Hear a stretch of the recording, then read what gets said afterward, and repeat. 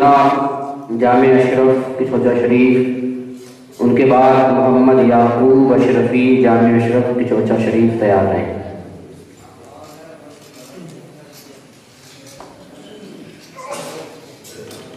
السلام علیکم ورحمۃ اللہ وبرکاتہ۔ نحمده ونصلي على رسوله الكريم، اما بعد، اعوذ باللہ من الشیطان الرجیم، بسم اللہ الرحمن الرحیم۔ کنتم خیر امۃ اخرجت للناس تأمرون بالمعروف وتنہون عن المنکر، صدق اللہ العظیم وصدق رسوله النبی الامین الکریم، ونحن على ذلك لمن الشاہدین والشاکرین والحمد للہ رب العالمین۔ حضرات، آئیے سب سے پہلے مراد مل کر ایک مرتبہ درود پاک کی جانے نشاور کریں اور پڑھیں بآواز سیدنا و شفیعنا مولانا محمد بارک وسلم صلی علیہ صلاۃ و سلام علیک یا رسول اللہ صلی اللہ علیہ وسلم۔ عزیزان محترم، اللہ تبارک و تعالیٰ قرآن پاک میں ارشاد فرماتا ہے کنتم خیر امۃ اخرجت للناس تأمرون بالمعروف وتنہون عن المنکر، یعنی تم بہتر ہو ان سب امتوں میں جو لوگوں کے لیے ظاہر ہوئی، تم بھلائی کا حکم دیتے ہو اور برائی سے روکتے ہو۔ عزیزان محترم، اس آیت کریمہ میں امت محمدیہ کی کرامت و عظمت اور بزرگی و برتری بیان کی گئی ہے، اور ساتھ ہی ساتھ امت محمدیہ کو خیر امت اور وسط امت بھی کہا گیا ہے، اور اس کی وجہ بھی بیان فرمائی گئی ہے، وہ ہے امر بالمعروف اور نہی عن المنکر۔ اسی چیز نے امت محمدیہ کو تمام امم سابقہ میں ممتاز و مکرم بنا دیا ہے۔ حضرات، اسی آیت کریمہ کے پیش نظر میں آپ کے سامنے صوفیہ کرام کے افعال و کردار کا ذکر کروں گا، جنہوں نے اپنی پوری زندگی امر بالمعروف اور نہی عن المنکر کا فریضہ انجام دینے میں صرف کر دی ہے۔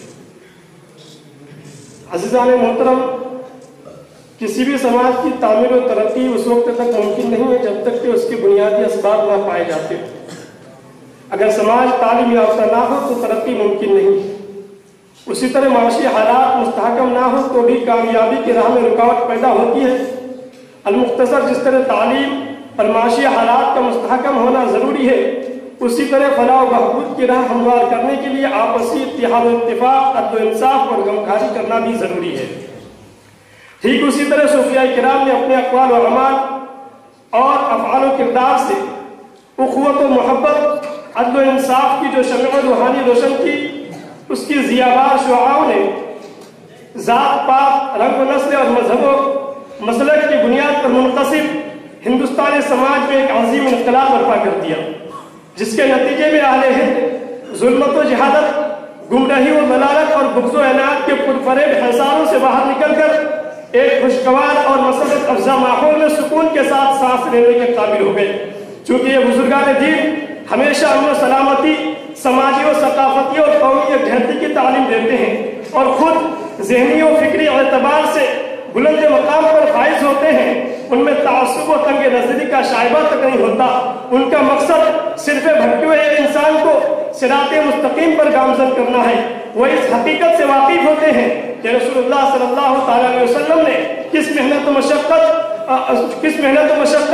اور سخت کوشی و جانفشانی کا بارے گرا اٹھا کر جہالت کی تاریکیوں میں گم بنی نوع انسان کو زور و تقوی اور فلاح و بہبود کی راہ دکھائی، اور اس مقصد کے حصول یابی کے لیے آپ نے کیا کیا قربانیاں پیش کی۔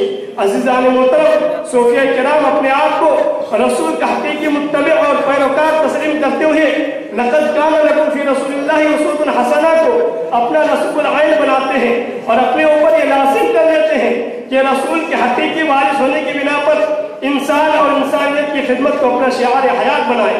یہی وجہ ہے کہ ان کی خانقاہوں کے دروازے ہمہ وقت ہندو، مسلم اور اشراف و ارذال سبوں کے لیے کھلے رہتے ہیں۔ وہ ہر ایک کے ساتھ خوش اخلاقی اور خندہ پیشانی کے ساتھ پیش آتے ہیں۔ اس کے علاوہ سماجی اعتبار سے ان افراد و اشخاص سے ان کا جو رشتہ ہوتا اس کی پاسداری بھی کرتے ہیں، چونکہ یہ سماجی تقاضا بھی ہے اور حسن معاشرت کا اہم اصول بھی ہے۔ حضرات، عہد وسطیٰ میں صوفیاء کرام نے ہندوستانی عوام کے ساتھ سماجی تناظر میں جو امور انجام دیے ہیں، وہ ان کے اعلیٰ انسانی اقدار و روایات کے پاسبان ہیں۔ انہوں نے مختلف علاقوں میں ایک مشترکہ سماجی نظام قائم فرمایا جس کی بنیاد رواداری اور یکجہتی پر رکھی۔ اس مشترکہ سماجی نظام میں مختلف افکار و نظریات کے حامل، مختلف مذاہب کے ماننے والے امن و امان اور سکون و اطمینان کے ساتھ زندگی گزارتے تھے۔ ہر طرف انسان دوستی اور بھائی چارگی کی خوشبو سے چمنزار ہند معطر تھا، جس کی وضاحت اس واقعے سے ہوتی ہے کہ حضرت حافظ سید محمد علی خیرآبادی علیہ رحمہ ایک مرتبہ کھانا کھانے کے لیے دسترخوان پر تشریف لے گئے۔ اسی دوران ان کی نظر ایک موچی پر پڑی جو آپ کے شہزادے حضرت خواجہ سید اسلم خیرآبادی علیہ رحمہ کی جوتی سی رہا تھا۔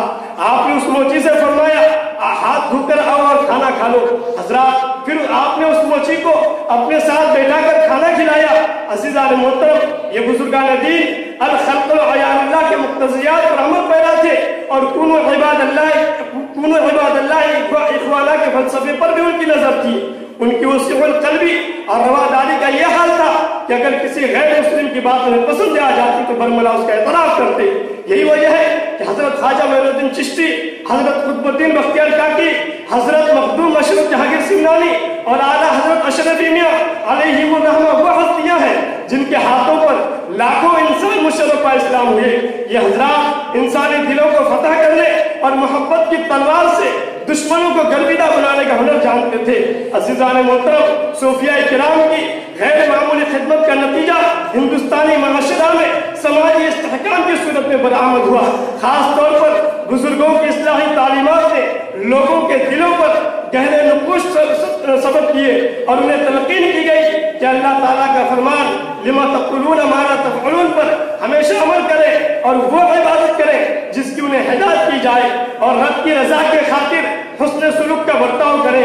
حضرات، حقیقت تو یہ ہے کہ صوفیاء کرام نے نہ صرف محبت کا پیغام دیا بلکہ اپنے حسن سلوک اور عدل و انصاف سے سماج میں پھیلی ہوئی تمام خرابیوں کو مثلاً بھید بھاؤ، اونچ نیچ اور چھوٹے بڑے کے پردے کو ملا کر ایک خوشگوار ماحول پیدا کر دیا۔ ایسا ماحول جہاں عدل و انصاف اور اتحاد و اتفاق کا ہم آہنگی ہو۔ غیرت کے پردے ایک بار پھر اٹھا دیں، بچھڑوں کو پھر ملا دیں، نقش دوئی مٹا دیں۔